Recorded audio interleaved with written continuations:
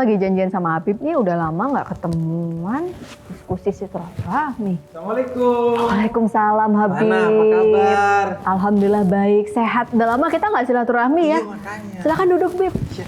Aku tuh udah lama banget loh pengen ngobrol mumpung bulan suci Ramadan, karena kayaknya tuh kalau setiap kita diskusi bisa nyambung gitu, Bib. Nah, dan ini keberkahan Ramadan.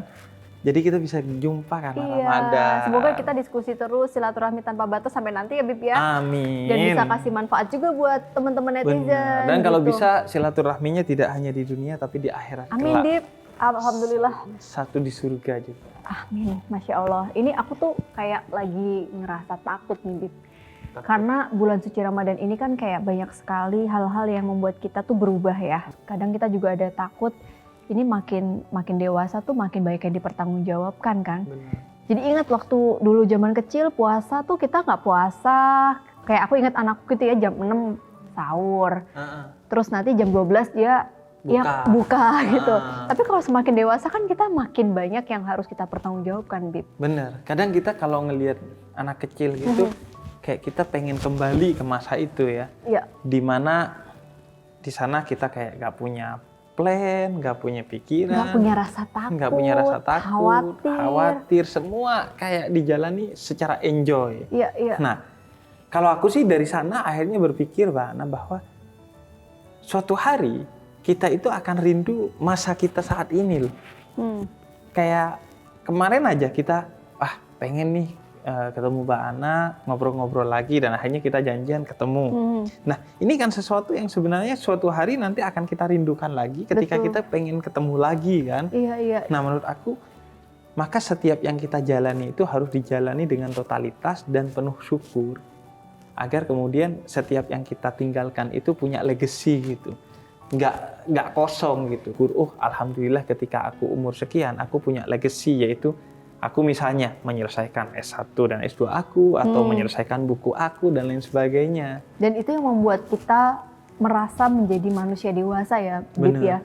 Karena apa ya, yang kalau aku lihat tuh waktu kecil mungkin kita lebih merasa berani melakukan sesuatu karena kita belum memahami kebenaran itu gitu. Benar. Dan dewasa itu kan sesuatu fase yang nggak bisa dilewati gitu aja kan. Karena kalau di psikologi gini, Bib, manusia tuh punya fasenya, tugas perkembangan kita tuh nggak bisa dilompati. Misalnya anak-anak masuk ke fase remaja, baru dewasa. Benar. Artinya tuh ada step demi stepnya gitu, Bib.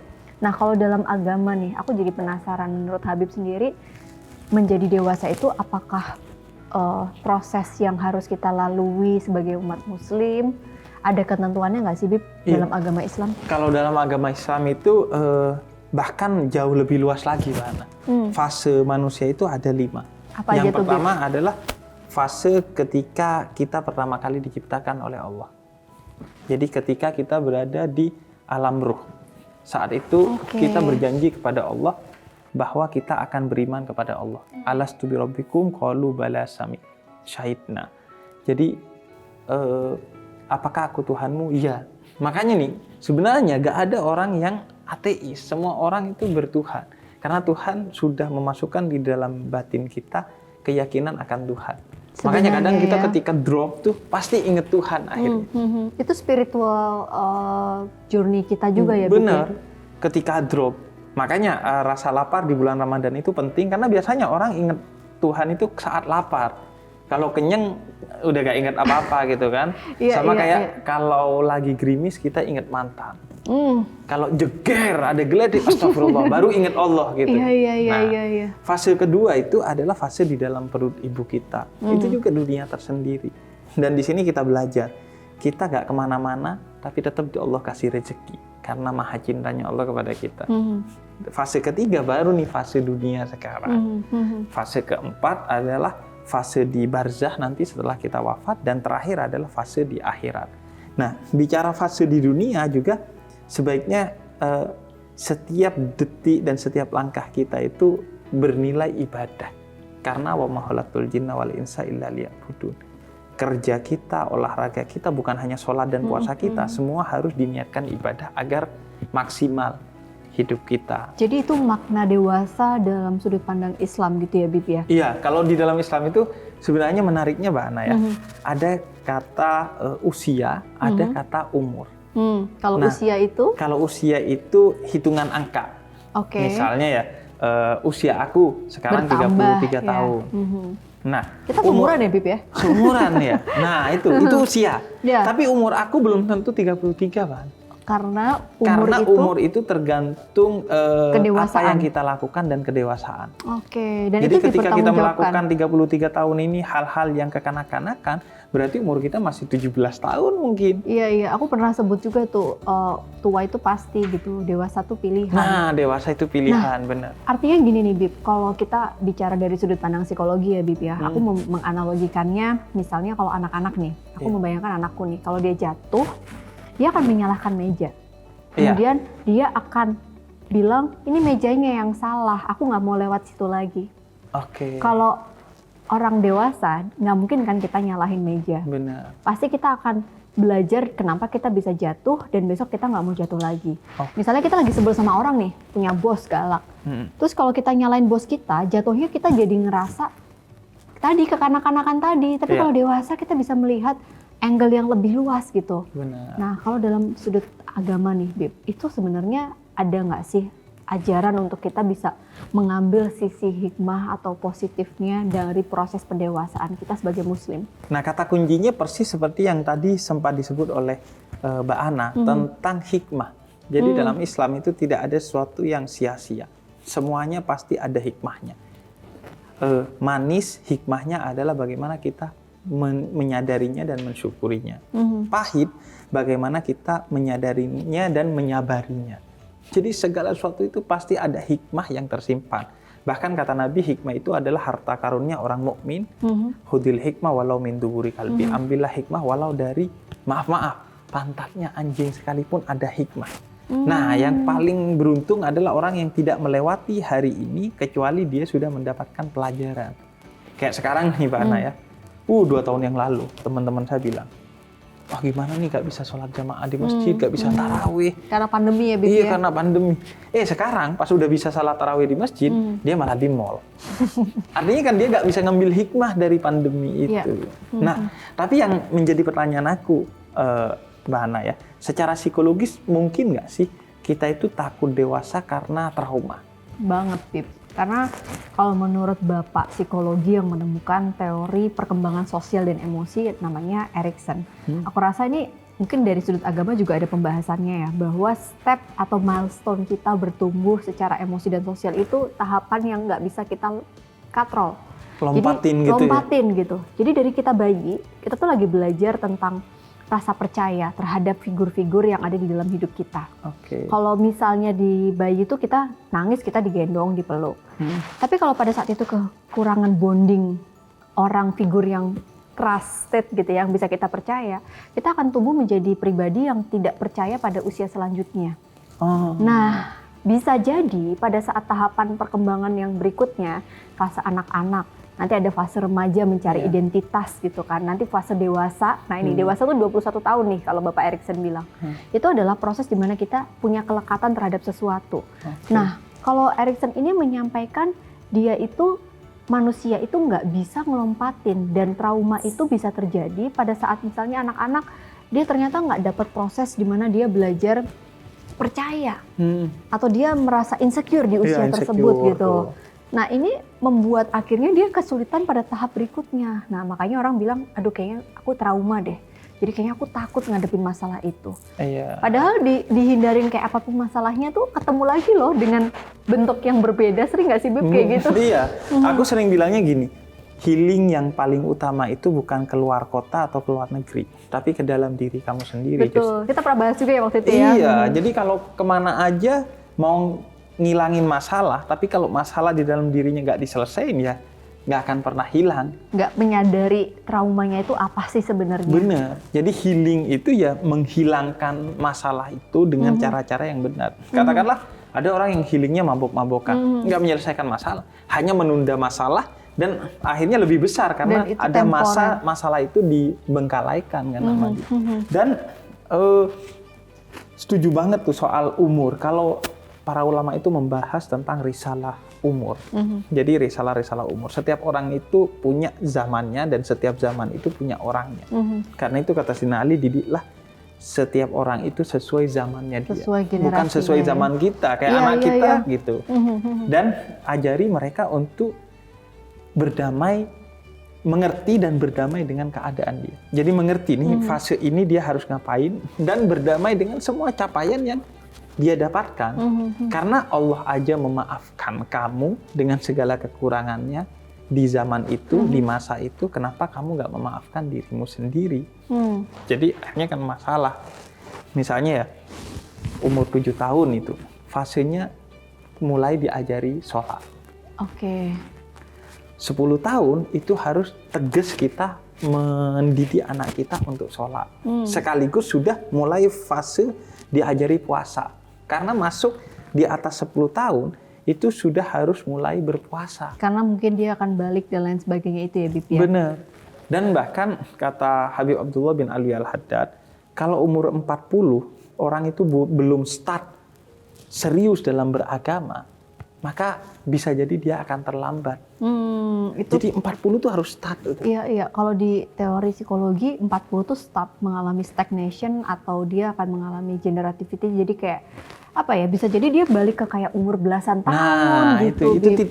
titik penentunya. Dalam bisnis kan juga gitu. Iya, iya. Katanya orang itu kalau umur 40 belum kaya, maka margin kayanya itu udah kecil banget, kecuali dia akhirnya menikah dengan orang kaya gitu kan. Beda Kalau cerita, kalau ya. kalau nggak ada hal-hal yang bersifat extraordinary, itu nggak akan kaya. Iya, iya. Nah, cuman yang aku pengen tahu tuh juga, Mbak Hana, soal kalau kita ngobrolin usia dalam perspektif psikologi itu kan ada yang namanya quarter life crisis. Sering ya Nah, menyebutkan itu ya. kalau generasi milenial itu biasanya, wah gue ini berada di masa quarter life crisis.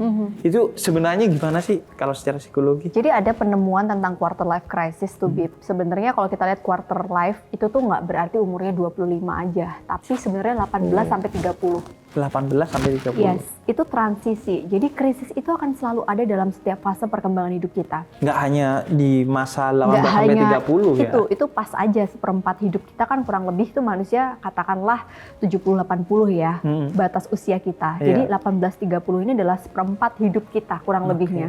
Nah pada saat ini kenapa terjadi krisis? Karena ada teorinya nih, ada penelitiannya bahwa 18 ini transisi dari kita usia remaja akhir menuju dewasa awal 21.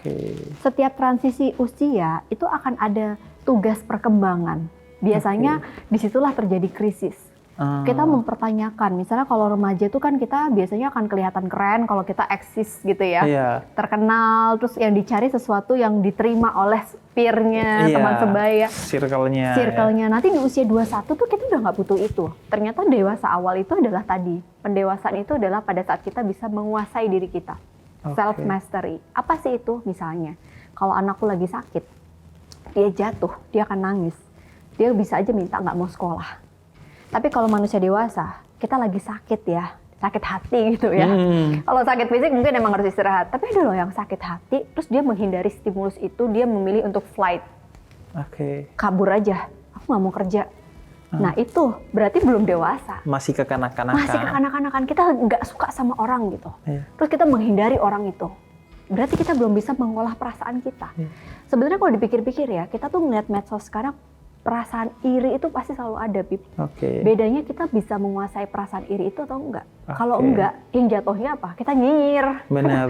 Jadi pendewasaan itu penting banget dalam setiap aspek kehidupan gitu. Kalau di agama apa itu, Bib? Kalau aku melihatnya kalau dalam agama itu kita tidak hanya dididik untuk menjadi generasi yang penghukum. Yang hanya bisanya menghakimi. Tapi generasi yang rehabilitatif, yang bisa merehabilitasi keadaan. Kalau yang hukum itu konteksnya adalah fikih, menghukumi.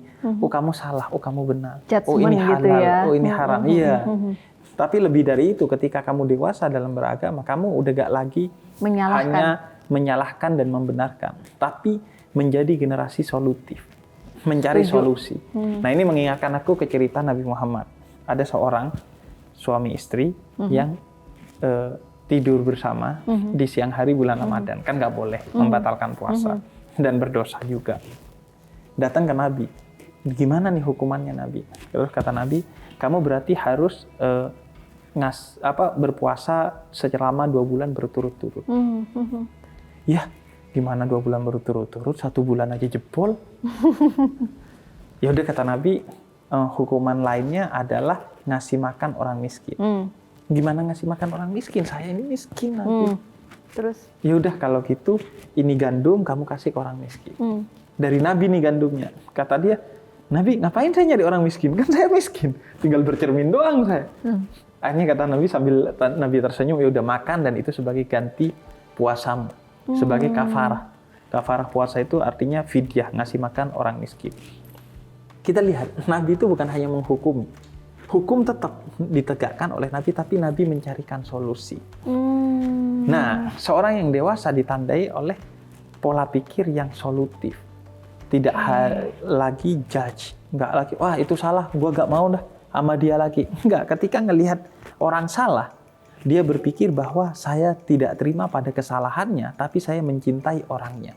Sehingga yang saya lakukan adalah bagaimana ngubah orang itu agar lagi tidak salah suatu hari. Begitu juga pada diri sendiri. Ketika kita menemui kesalahan pada diri sendiri, bukan kemudian kita ngejudge, gua bego terus nih, pasrah gitu gua ya, ahli maksiat nih, akhirnya dia gak bertobat. Enggak, tapi justru gua mau bertobat, berhenti menyesalinya, dan tidak mau mengulangi lagi, serta akan bertumbuh menjadi orang yang lebih baik lagi. Itu tuh Bib. Jadi harapannya tuh sebenarnya dari tayangan ini juga generasi strawberry yang katanya sekarang itu. Apa generasi strawberry itu apa? Itu katanya adalah generasi yang tidak begitu tangguh gitu, dianggap seperti itu. Padahal menurut aku ya Bib ya, setiap karakter generasi itu akan berbeda kayak yang tadi Habib sampaikan. Tapi sekarang kalau kita lihat bagaimana generasi apapun bisa belajar dari setiap ketakutan dia dengan proses pendewasaan yang tadi akhirnya bukan hanya pasrah, nggak berbuat apa-apa, tapi berpikir pada solusinya. Benar. Jadi berserah gitu, Bib. Ikhtiarnya juga ada gitu. Dan kayaknya kita yang pas nih bukan jadi generasi strawberry, generasi duren kayaknya. Duren kan tangguh. ada durinya, tapi tetap di dalamnya manis, enak, indah, dan lain sebagainya. Artinya kayaknya kita harus mengubah pola pendidikan. Anak kita menjadi pribadi yang bertanggung jawab. Yang tangguh gitu. Ketika dia nabrak meja, ya kita jelasin ke dia. Makanya kamu jangan lewat sini. Ibaratnya kalau mejanya emang ya. di sini udah. Nggak ada ceritanya meja nabrak kamu, yang ada kamu nabrak meja. Itu yang ayahku lakukan kepada aku dalam beragama, Mbak Ana. Jadi aku dididik menjadi muslim yang berdaulat. Jadi aku beragama karena aku memilih agama ini, bukan karena orang tuaku. Jadi dari kecil tuh ayahku bukan hanya jelasin bagaimana cara sholat, tapi apa itu sholat. Sehingga ketika aku meninggalkan sholat, walaupun nggak ada orang tuaku, aku gelisah. Karena aku mengetahui manfaat sholat bagi hidup aku. Jadi gitu. kita bukan lagi takut, tapi kita respect terhadap keyakinan kita ya, Bib. Karena kalau takut, kita tuh kayak ya udah takut sama ayah, jadi kita sholat. Tapi kalau kita respect terhadap agama yang kita yakini, dimanapun dan kapanpun, nggak ada yang ngawasin pun, kita melakukan ibadah itu sepenuh hati. Benar. Pada akhirnya bahkan jangankan kepada manusia, kepada Allah pun sebaiknya kita tidak beribadah karena rasa takut, kata Robi'ah Adawiyah, seorang spiritualis muslim dari kalangan perempuan nih. Jangan karena takut neraka, tapi karena bentuk syukur kita kepada Allah atas karunia nikmat yang diberikan oleh Allah kepada kita. Sebagaimana Nabi ketika ditanya oleh Sayyidah Aisyah, Nabi kamu kan pasti masuk surga, kok masih ibadah sunnah sih? Kata Nabi, karena aku ingin menjadi abdan syakuro, hamba yang bersyukur. Padahal takut kepada Allah itu positif, karena dia akan bersifat konstruktif. Beda antara takut kepada manusia disebutnya al-khauf. Tapi kalau takut kepada Allah disebutnya khasyah. Takut kepada manusia, aku takut nih ke Mbak Analisa karena Mbak Analisa ngutangin aku dan aku gak bisa bayar. Di mana ada Mbak Analisa, aku gak akan pergi ke sana karena takut. Tapi kalau takut kepada Allah, di mana tempat yang gak ada Allahnya? Semua ada Allah, sehingga satu-satunya cara kita bukan menghindar tapi menghamba. Berarti kepada ini Allah. Salah satu versi dewasa menurut Habib adalah ketika kita merasa takut kepada Allah, itu adalah sebuah proses pendewasaan yang buat ibadah dunia akhirat kita tuh jadi seimbang gitu ya. Iya, jadi walaupun nggak dilihat orang lain, karena kita takut kepada Allah, Nggak ada bos, kita tetap rajin bekerja. Hmm. Nggak ada guru, kita tetap rajin belajar. Karena kita tahu Allah mengawasi kita. Dan dewasa itu pada akhirnya ketika kita takut kepada orang sebagaimana kita takut kepada Allah. Artinya ketika aku takut kepada Analisa karena punya utang, aku bukan lari dari Mbak Analisa, tapi menghadapi Mbak Analisa. Mbak Analisa, aku masih belum bisa bayar utangnya. Atau Mbak Analisa, aku cicil ya. Jadi bukan lari dari masalah, tapi menghadapi masalah. Menurut aku itu. Ini menarik ya, kalau di dalam psikologi itu ada respon kita yang secara alami muncul pada saat manusia itu menghadapi ketakutan. Respon pertama tuh kita nge-freeze, kayak nggak ngapa-ngapain, diem di tempat gitu. Ya itu tadi, proses ketidakdewasaan kita. Jadi kita stagnan. Punya utang, takut, tapi kita juga nggak berikhtiar gitu, Bib. Ngomong juga enggak, berniat baik juga enggak. Ya udah, tapi kita juga nggak kabur. Bener, pasti rebahan doang gimana ya? Gua bayar utangnya gimana, rebahan doang. Jadinya, terus menganggap itu ujian. Lah, gitu. Sekolah itu nggak bisa boleh ujian juga gitu. Itu respon yang salah, Bib. Masa tiba-tiba utangnya lunas sendiri kan nggak mungkin gitu. Ya Allah, lunasin utang gua. Atau menganggap itu ujian. Gitu. Padahal nggak pernah sekolah. Betul. Kok bisa dapat ujian? Itu reaksi yang banyak tidak disadari dan mengganggu kesehatan mental seseorang. Benar. Yang kedua adalah respon yang salah, kita nggak sadar, flight mode. Jadi kita modenya itu kabur, berniat tidak baik. Kita lari dari orangnya gitu. Besok ketemu lagi. Sering nggak sih, Bob, kita ngindarin orang, ketemu lagi. Benar, justru malah ketemu. Makin dihindari makin punya utang lagi sama orang lain lagi gitu. Iya, dan akhirnya nggak bisa ketemu banyak orang, nggak hadir nikahan, nggak hadir apa. Memutus silaturahmi, padahal harusnya silaturahmi tanpa batas. Benar, makanya malah diblokir kan akhirnya. Gitu kan. Diblok. Nutup rezeki. Nah, satu-satunya respon yang membuat kita bertumbuh sebagai manusia dewasa adalah fight mode. Fight ini bukan melawan ya, tapi menghadapi. Menghadapinya ya dengan ikhtiar sebaik mungkin dan meyakini bahwa ikhtiar kita itu dinilai oleh Allah dan dinilai oleh manusia. Sehingga itu harmonisasi dari ilmu agama dan psikologi supaya kita tenang menjalaninya. Aduh, Bib, aku jadi pengen ngomong sama pikiranku sendiri gitu. Andai kan aku tahu gitu ya bahwa menjadi dewasa itu ternyata adalah proses yang nggak bisa kita buru-buruin karena itu proses bertumbuh sebagai manusia. Pengen ngomong kalau dia pikiranku takut itu nggak apa-apa. Takut itu adalah sesuatu yang harus kita terima dulu, sadari dan kita kelola dengan baik. Karena mungkin kita nggak bisa lari dari takut. Jangan takut dan jangan lari. Keren banget. Bener intinya kamu boleh takut kepada segala sesuatu di luar diri kamu, tapi kamu jangan takut kepada rasa takut itu sendiri. Ini juga bagus banget. Jadi hadapi ketakutan itu ya. Kita menjelang buka puasa nih ini banget ya. Iya, jadi semangat karena ya? sudah ada asupan, kita jadi tahu. Dan ini ya, jangan kemudian mengukur diri kita dari orang lain sehingga kita takut, kok belum ini ya, kok belum itu, padahal si A, si B, si C udah.